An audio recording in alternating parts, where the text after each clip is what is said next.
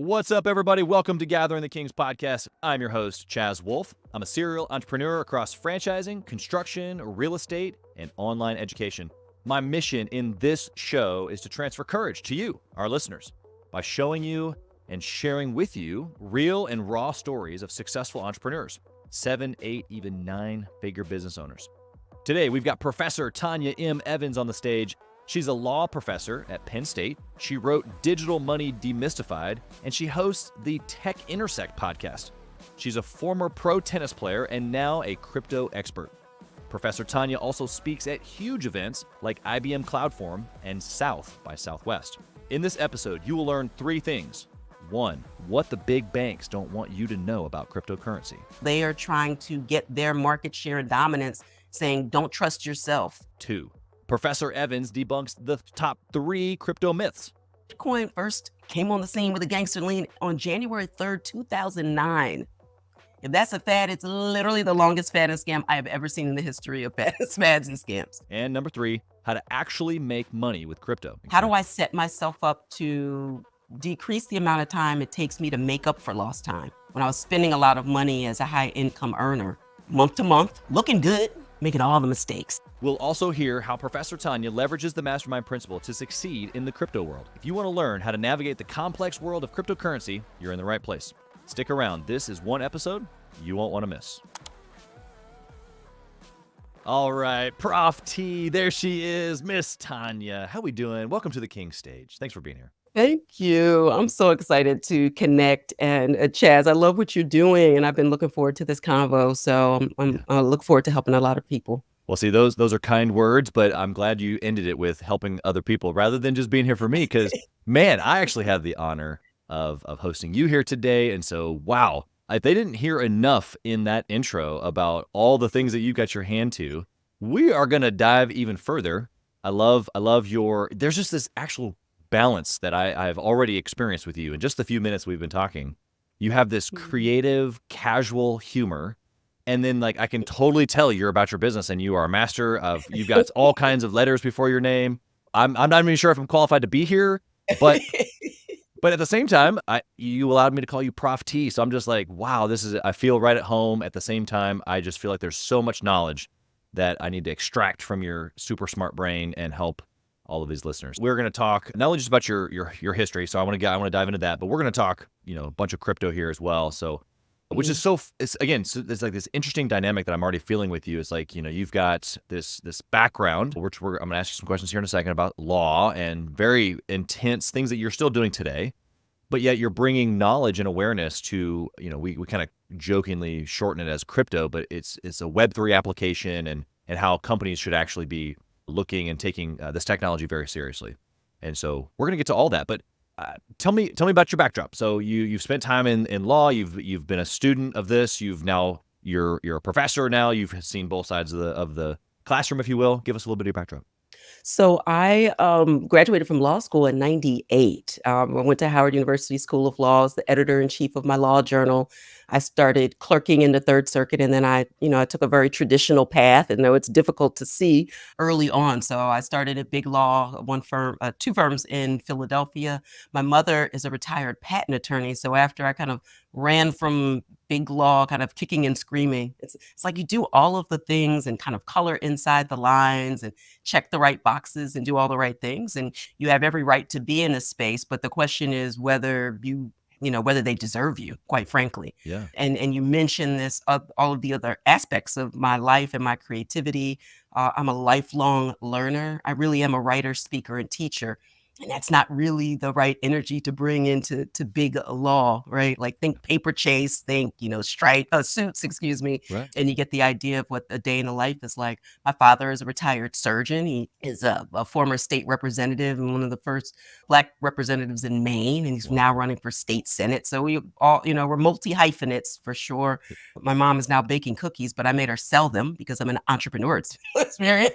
And I was like, we're going to go through all this during Christmas time. We're going to have to make more money. And so all of those things, I'm an only child and so very close to my parents as well, but they just gave me a lot of room to run, to again, be intellectually curious. I'm a non-technologist in terms of my background and expertise. So I really had to find my way like everybody else, to figure out what this intersection of finance and technology means in terms of technological innovation. So that's been fun after practicing for 10 years. Then I've been teaching now. I'm a full tenured professor, co-hire appointment with data sciences. So that was later in life.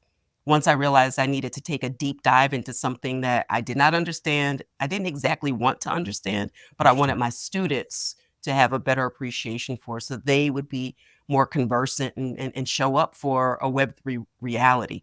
So that's really what pushed and prompted me to take a deep dive in my existing area of expertise. I'm an intellectual property lawyer by training, so all the digital stuff resonates with me. So I Yeah. wanted to figure out how the technology was changing that. So Yeah. that's my kind of origin story. Business owner listening right now, they've heard of maybe a crypto or a specific, they've heard, Ethereum or, any of the specific coins.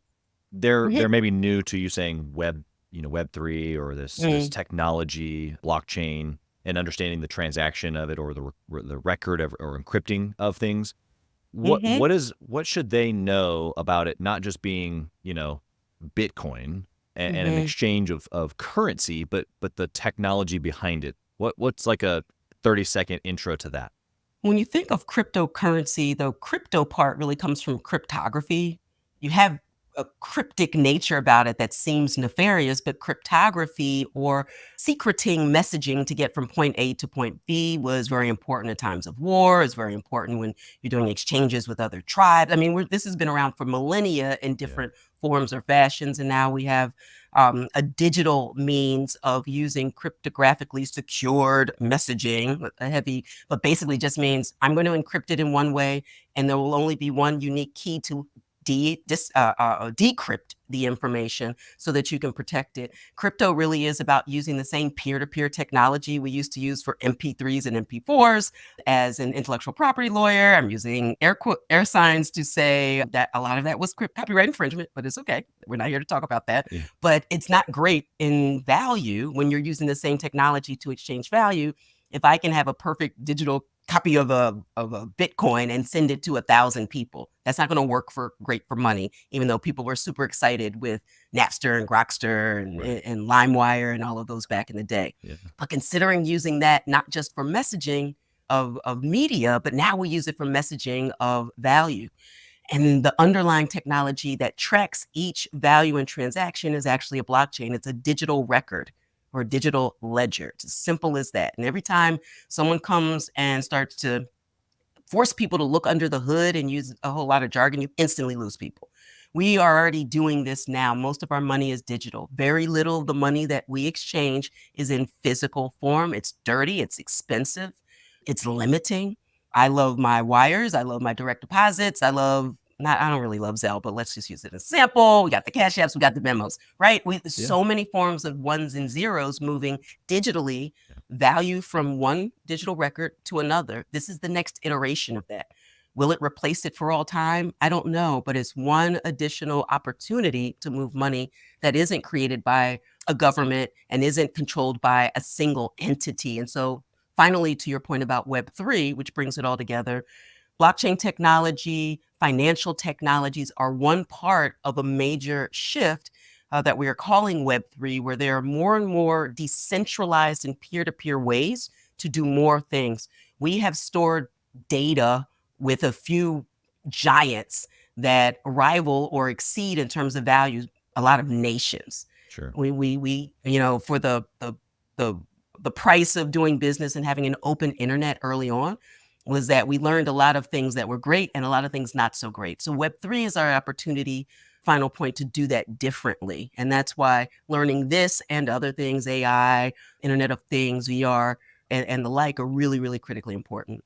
I Yeah. know it's a lot in one, but I wanted to show kind of the Sure. breadth of the industry, and this being an important part, but certainly not the only part. Yeah. No, I appreciate the extent of all of that. What would you say from like your law background that Mhm. someone should be maybe not hesitant or maybe prudent about when they're looking into using whether it be crypto as an investor or using it in their business, even Web3 as it's coming? What are the things that we should be prudent about? Well, on one hand, we're no longer in the information age because we have no shortage of information. The issue at this point is how do you right-size the information? How do you separate fact from fiction? How do you find trusted sources and resources so that you can make educated decision? So the first thing, and it doesn't have to cost a lot of money to do that, but it's very costly if you do this incorrectly. A lot of people got their shirt handed to them in the run-up when you saw like crypto.com stadium and all the celebrities and Tom Brady's of the world were hawking it. They didn't have a full appreciation for how people could get wrecked. They didn't have appreciation for volatility. We had bad actors in the space. Hashtag Sam Bankman-Fried, enjoy your time in jail, right? Even though the crypto ecosystem is a pretty bad place to engage in criminal activity because the records are public facing. In fact, the Department of Justice uses blockchain forensics regularly. Wow. We don't see this all the time on the headlines. We only see when it goes badly, but they are recovering millions and millions in assets because it's just follow the money. It's literally public facing. It's not anonymous except for a few anonymous coins like Monero, the Bitcoins and Ethereums of the world, and thousands of other coins and tokens are public facing.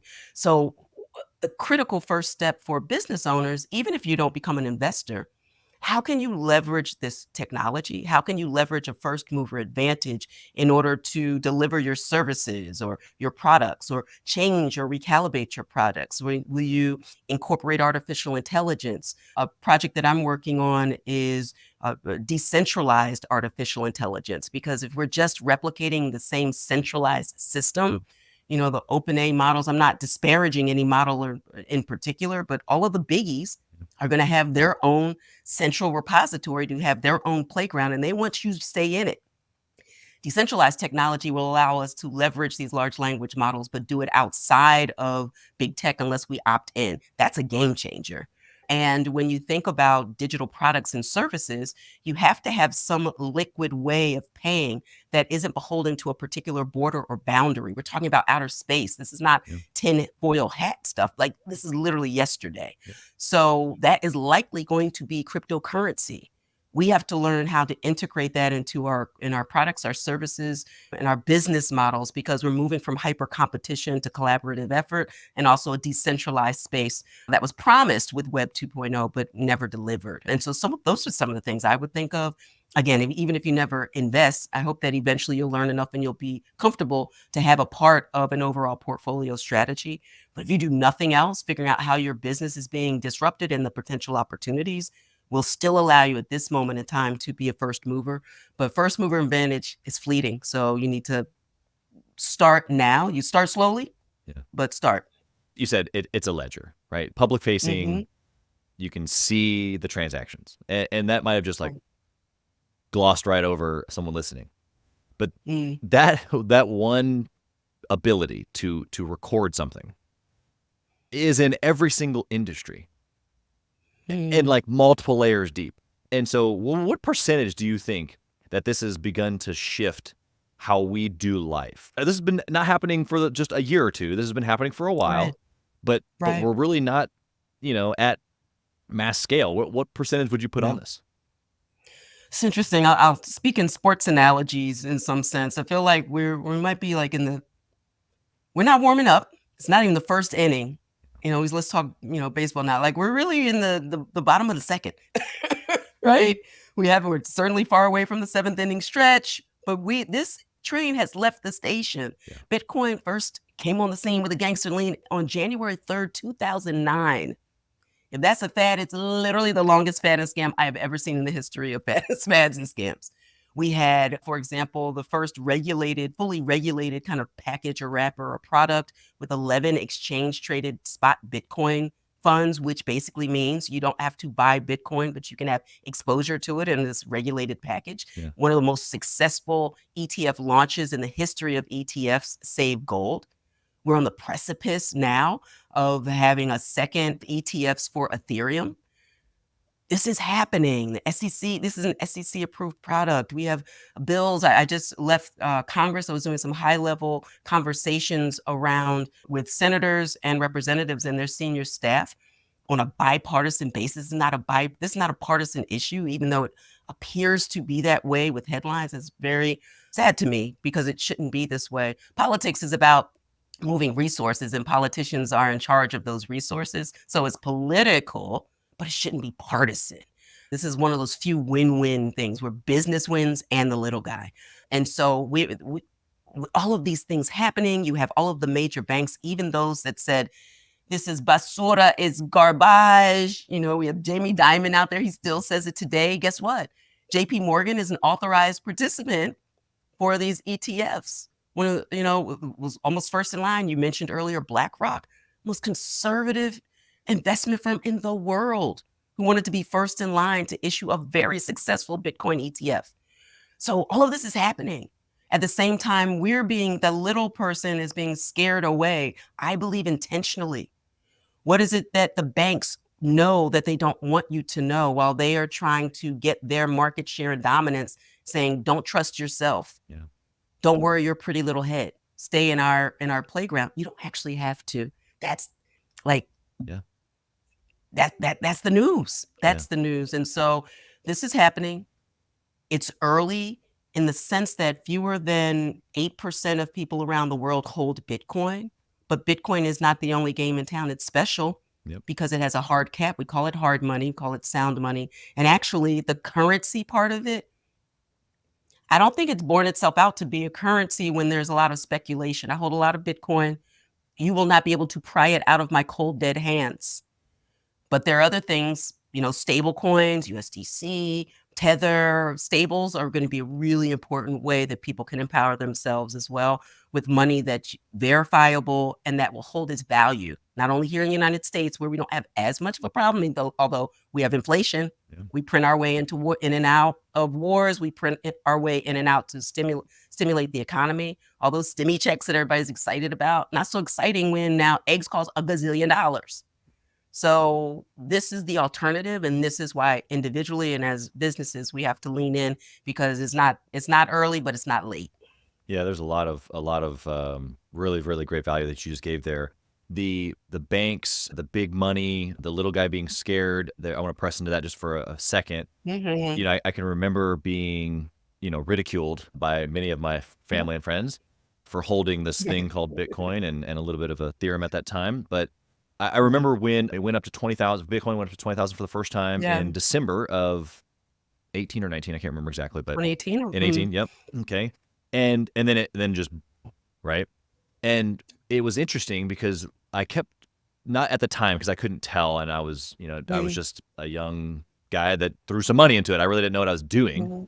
But looking back and zooming out, it was like, okay, actually what it felt like was that the rush was for the big guy to be able to get in while it was low. And then in comes the flood, right? And so everybody's happy about it. And so it's almost like nobody really talked about it because everybody was on the up ramp, right? But quietly, while everyone was out, because everybody got freaked out about it, and see, I told you, all my family, see, I told you. and I just held, of course, but so many people didn't, right? Just like the stock market, and they get out, right? And so, but who got in? All of the institutional pieces that you're talking about. And then now it's like, okay, now we're excited about it. Hey, I want to be first in line. Hey, here we go. And then boom, here it comes, right? What are your thoughts on that? It's so true. What it proves to me is something that I had to experience myself. I'm grateful that I did not sell that, but I sold a lot of other stuff because there was a lot of crap that was rising, because a rising tide lifts all boats, right? And to your point, so in a bull market, everybody's happy. There's very little to talk about until the market does what markets do.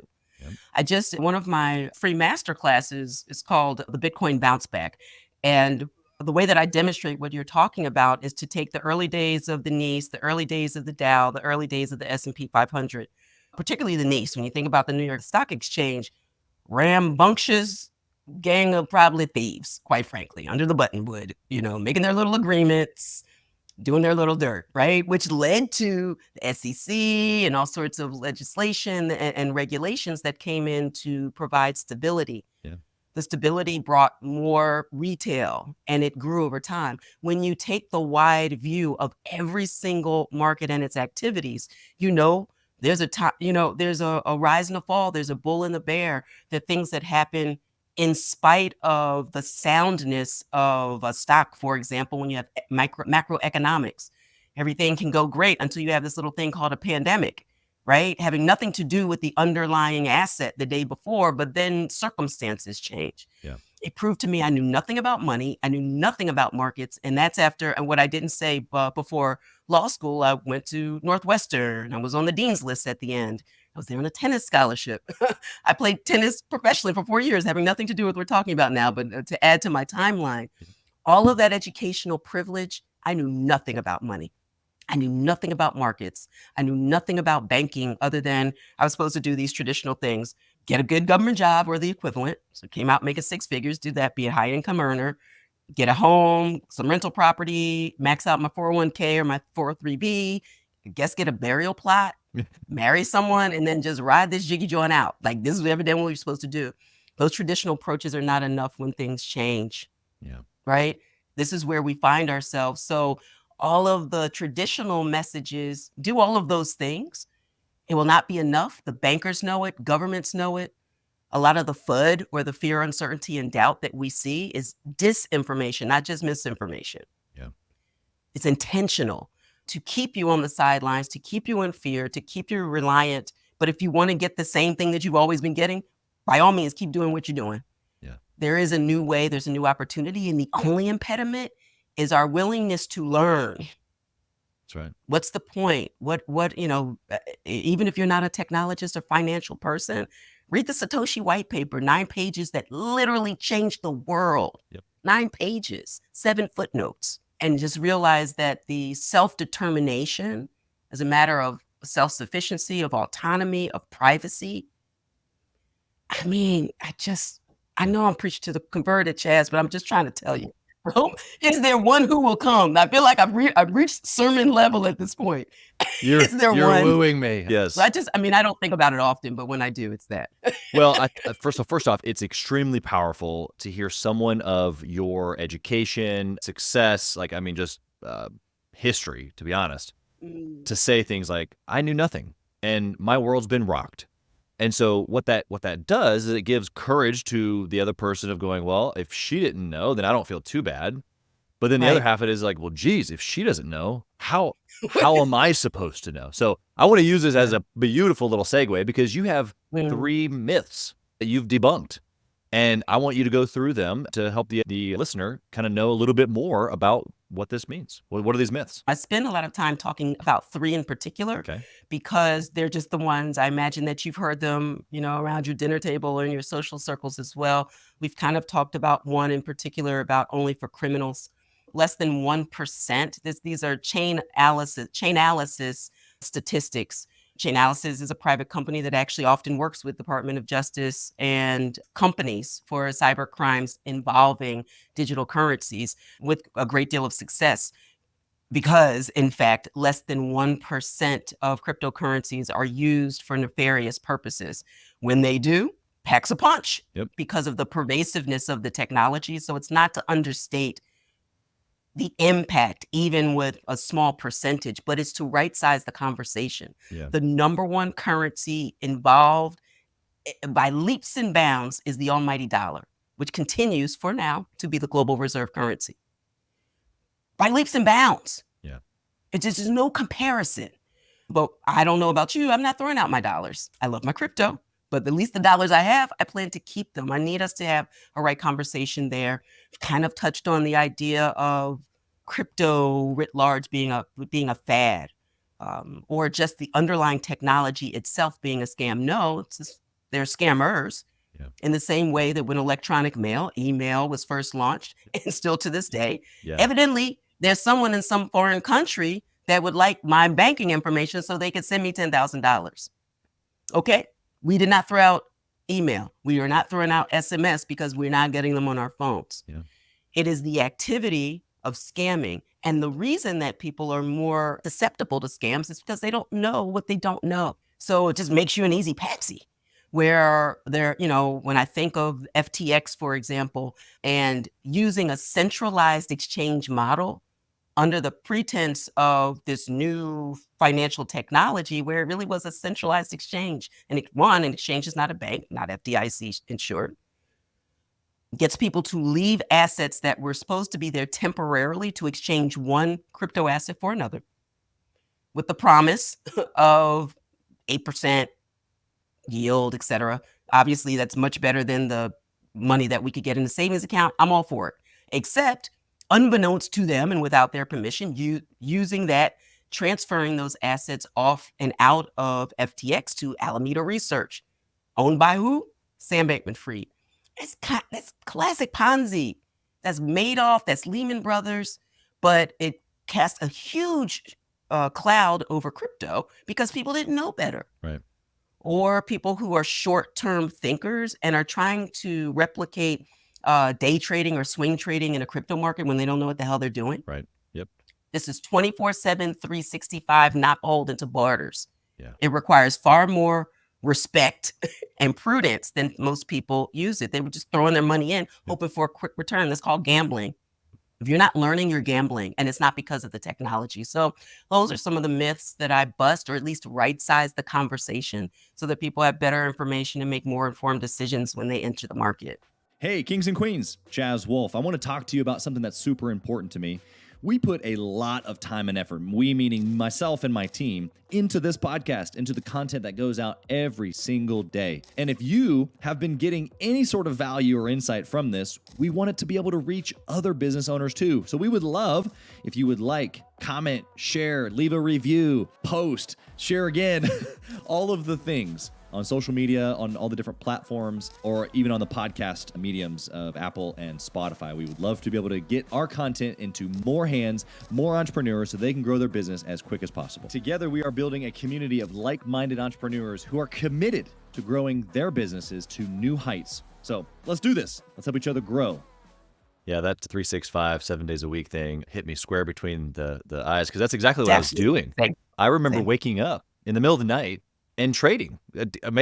Right. On the way to to relieve myself in the middle of the night from all the water I drank. It's like, let me check real quick. Oh, hurry! Let me check the markets. And it's like I'm gonna spin myself off this planet, is what I'm gonna do. And so even if I was good, luckily I didn't gamble it away. Thank goodness. Right.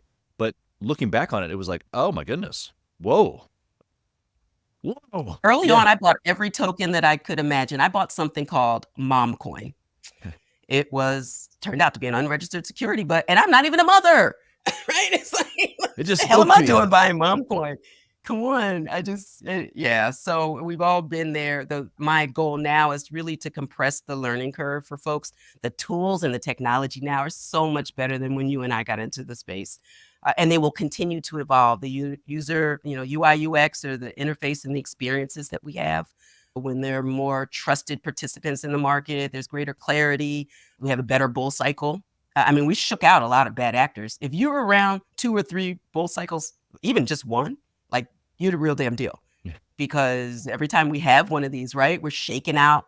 It's just a necessary part of an emerging asset class. Every single asset class did the same thing. Housing, gold, all of them.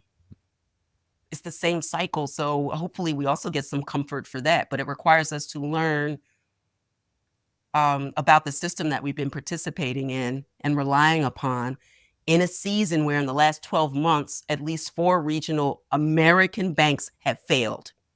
Where's that on the headlines to continue to talk about? Republic Bank just happened 2-3 weeks ago. No one's talking about that. Yep, nobody. Don't worry your pretty little head. Keep doing what you're doing in our fractional system that has not been on the gold standard for decades. It is based upon our trust, our full faith and credit in a government that comes up against governmental debt crises every 6 months. I was gonna say 45 days. Right. This is the system. You ask me what Bitcoin is backed by? Well, I can actually look and we can talk about it and we can tell you and we agree on the rules. And if you don't have to participate in it, right, it doesn't benefit me if you do or you don't. There's no in it for me. That as an alternative, as a hedge against inflation, where you, for the first time in a long time, have really hard, sound money. Yeah. This is worth a look. Yeah.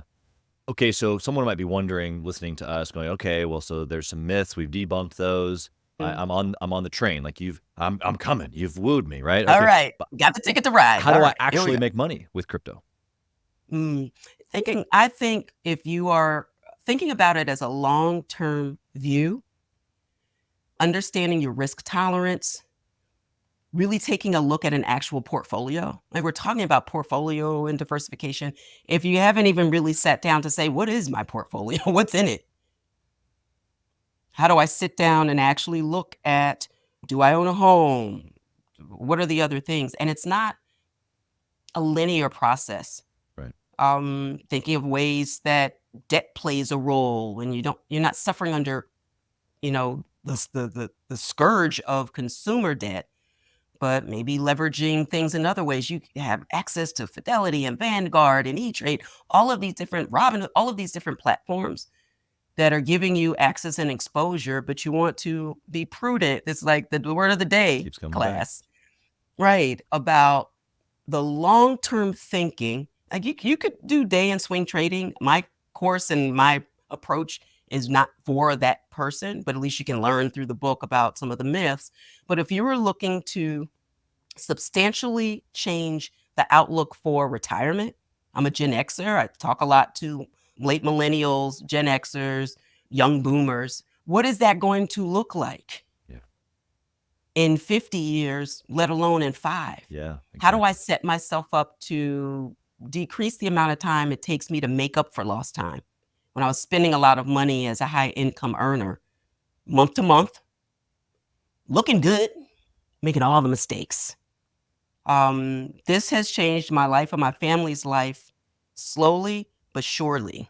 I bought a home my mom lives in, we travel. I'm better able to do everything I want to and nothing I don't. I'm currently on an unpaid leave from my school because of my book, and they paid me the first year to do it. And they said, okay, come on back, professor. It's like, I don't know. South the first was nice. It was like, let's talk about it next year. I gave myself room. That means I have choices. I have the choice of freedom. I have the choice of time. That's right. Which is the only thing that's finite in my humble estimation. Those are the reasons that you start leaning in. You'll make money over time.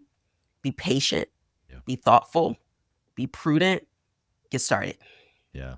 That get started piece. I mean, I think I just sat with a group of investors a couple weeks ago. There was a land presentation. There was a different real estate, maybe a multifamily presentation. There was a guy that was there for precious metals. Really enjoyed the precious metal, conversation because it's very similar to this. It was this conversation, before crypto really existed. And so even in that presentation, his advice was, look, you're not going to put everything into gold and then boom, like you're a millionaire or whatever the number is. You just buy little bits every week, every month, every quarter, whatever your buying frame is. And that's what I'm hearing you say, which is when I think about crypto now, I think about those few years where I was just, slinging, running and gunning and slinging. It was just like, oh my goodness, my head was going to spin off. Right. That's not really leveraging the power of what you're talking about. The next 5 or 50 or 500 years, my children or my grandchildren's, 5 generations deep or whatever, is there a chance that the dollar's not going to be there? Huge. Is there a chance that Bitcoin still might be there? Yeah. Okay. Yeah. Well, there's a couple of resources out there. If you don't quite believe that yet, I could be happy to put them in the show notes, so. Absolutely. Is this a long-term play? Yeah. Can I make some money along the way? I think you did a great job of illustrating that, but it's the same reason why I'm going to buy little bits of investment in other things. I'm going to diversify. I'm going to be prudent about my decision making. So I think you've done an amazing job. Anything else you want to add there as far as like the actual income opportunity with what we've been talking about? It's really interesting. There are two things I'll say about that. One is while you're learning, you still should have exposure to markets. Obviously, this is not legal or financial advice. So, do your own research, but research with sound sources and resources, as we mentioned earlier. I'm really excited about exchange traded funds in addition to my own, with what you're talking about, dollar cost averaging or Satoshi cost averaging, buying a little bit over time. It's the set it and forget it, in the same way that I make regular, consistent contributions to my retirement plans. It comes out when that money is earned and goes immediately in. It's the same thing that you, at a bare minimum, do in the crypto space. Also buying the dip. You talked about a retreat and a kind of a retracing. That's a great opportunity. When that happens and everybody else is like, see, I told you so. I'm like, thank God, because I can increase my basis the same amount of money is going further in terms of an investment when you have that pullback, et cetera. And every asset class goes through that. Yeah. And additionally, in addition to that, when you have crypto assets, you can then lean into decentralized finance and really become your own bank and kind of your own lending institution, in the sense of pulling out the equivalent of taking and the equivalent of a home equity loan, right? If I can lock up my Bitcoin. Don't like doing that. Let's use another asset. I can lock up my Ethereum.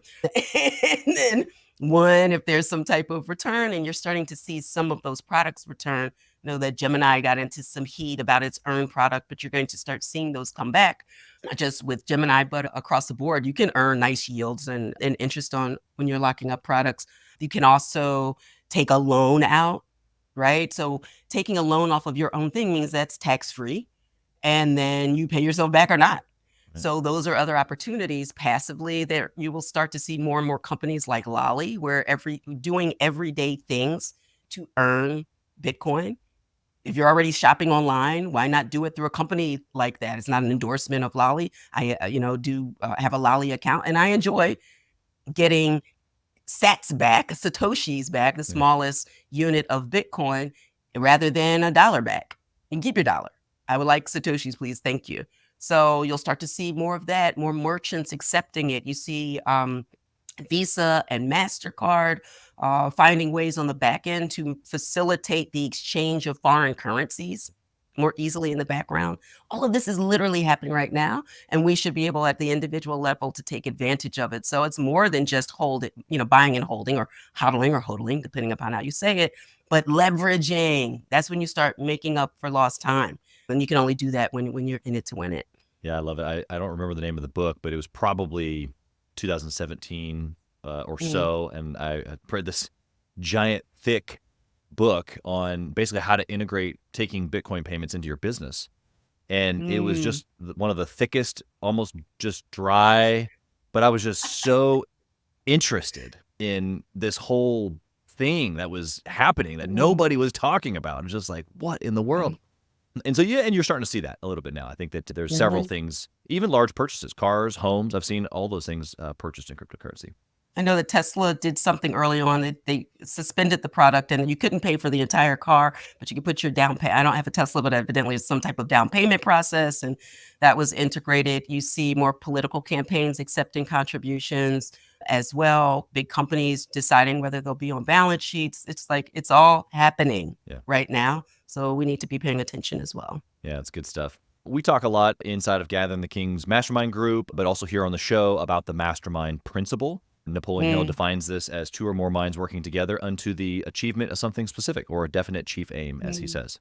And so how have you used that principle, that Mastermind principle, inside of law, inside of crypto, maybe a mixture of both? But what immediately pops to your head as far as using that to your advantage? It makes me think now of the transfer that I feel like we're experiencing from a hyper competitive and siloed model to hyper collaboration. And so that resonates when you think of a mastermind. I've been in masterminds as well, and understanding the principle. And I found that it's easier for me to connect with and empower people if I approach it from that point of view as well. I believe strongly in having small cohorts. I'm doing one for lawyers and other professionals this summer, where you get 10 people together. I have one-on-one time with them as well. But the power of community, where even if you don't ask a question or don't know a question to ask, you are constantly learning by being in the presence of others. They're pressing you, they're causing you to think differently. There's an energetic frequency that I think that is achieved when you have, you're not just in isolation. And this is me as an only child talking. I'm literally my own best friend. And the best thing you can ever do is cancel plans that we have. I'm perfectly fine to be in my little briar patch.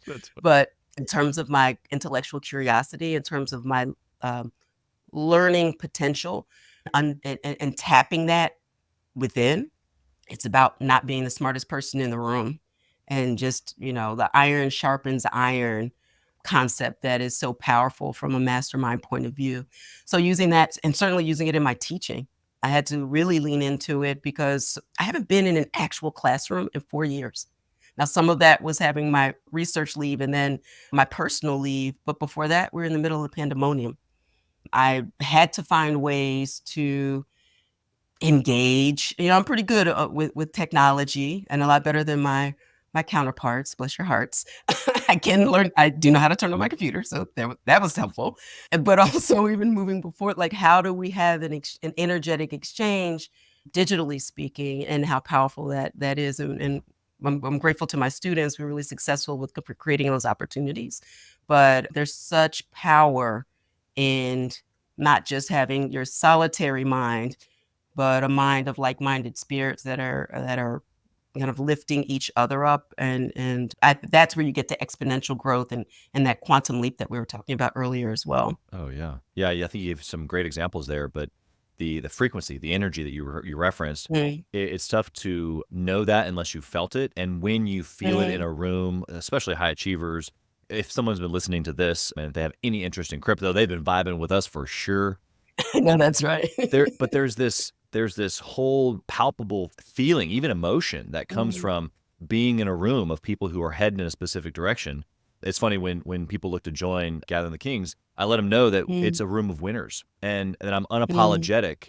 The fact that winners are attracted to winners, and if you're not, you're gonna hit the door as fast as you come in, because we're like obsessed with growth in all areas, not just business, not just investing, not just marriage, not just faith, not all these things. It's like, no, we're winners in all of these things, or at least we're winning and wanting to be winning in these things. And so we're pressing in hard, and that's gonna like suck you in hard, like what you were talking about, or it's gonna make you, run the opposite direction, which is okay, Absolutely. right? Just like that. Yes. No, absolutely, and that's intentional. It comes down to like physics, really. And then someone who is not vibing at that high frequency, they will run in the other direction. You don't have to ask them to leave. They'll be so unbelievably uncomfortable that they will know that either they're not ready or they don't even know what's going on, and that will repel them. That the energy and the connection will actually repel them. And I think that's really helpful, because you don't want, and I feel like that's what's happening in the crypto space as well. And you can look at small interpersonal groups all the way to larger systems as well. But it starts in these small, like if we all did that, 10, 20 folks vibing in those pockets, the energy that is created from that is really the type of thing that changes the world. And I don't think that's hyperbolic to say. And if you don't get it, then you can't be a part of our mastermind. Well, and you've got some coming up here, I know, this summer. I'm sure you're going to do some after that. You've worked with attorneys, you've worked with all different types of professionals.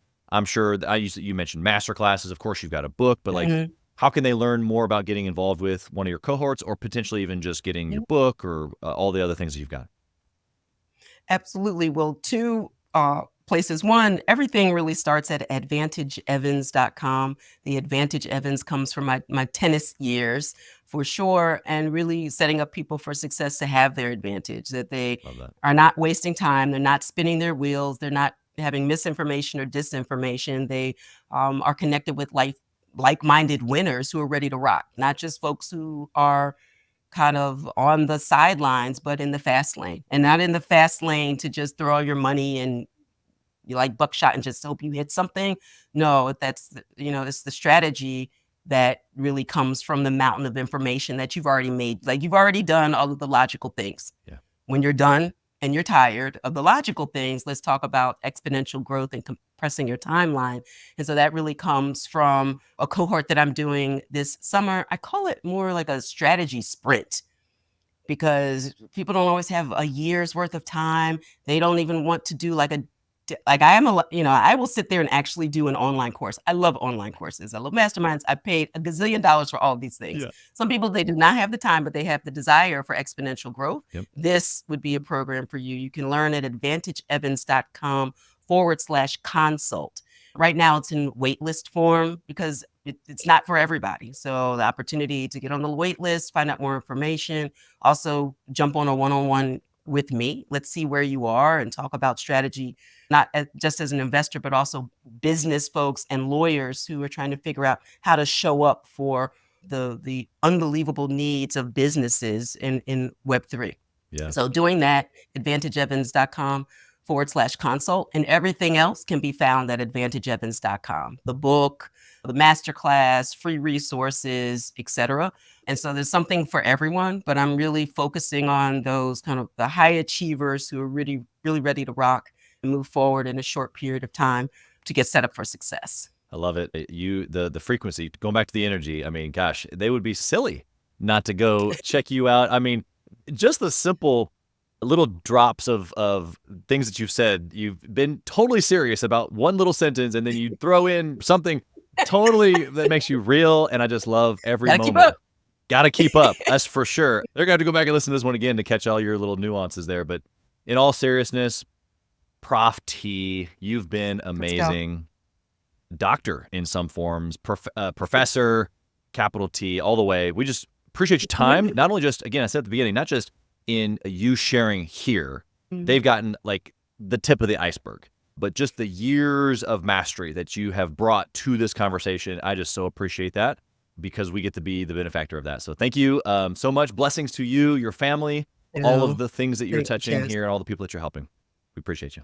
I appreciate you so much. And it's the first, but I hope it's not the last, because this is an ongoing conversation. Want to keep people lifted and keep people ready. High frequency. That's right. High frequency. Thank you for listening to Gathering the Kings today. I hope that you were able to pull out a few nuggets to go apply into your business right away. More importantly, though, I hope that you're realizing that it takes more to be successful than just being by yourself, doing it all on your own, carrying the weight all by yourself. What I have realized, not only in my own journey from multiple businesses and multiple different industries, and now interviewing over 200 or 300 other very successful 7, 8, and 9-figure business owners, is that it's tough to do it alone. And so Gathering the Kings exists to bring together successful entrepreneurs. In fact, we are putting together 1,000 kings, specifically who are grateful but not done. We're intentionally assembling kings who fight tooth and nail for their business, family, and communities. And here's what we believe, that in the pursuit of excellence in those areas, that it ignites within us the responsibility to govern power and forge a lasting legacy. So if that relates and resonates with you, and you know that you need people around you, sharp, qualified, other very successful business owners, I want you to go to gatheringthekings.com. I want you to take a look at what we're doing and see if it makes sense for you to be part of our pursuit to 1,000 kings. Talk soon.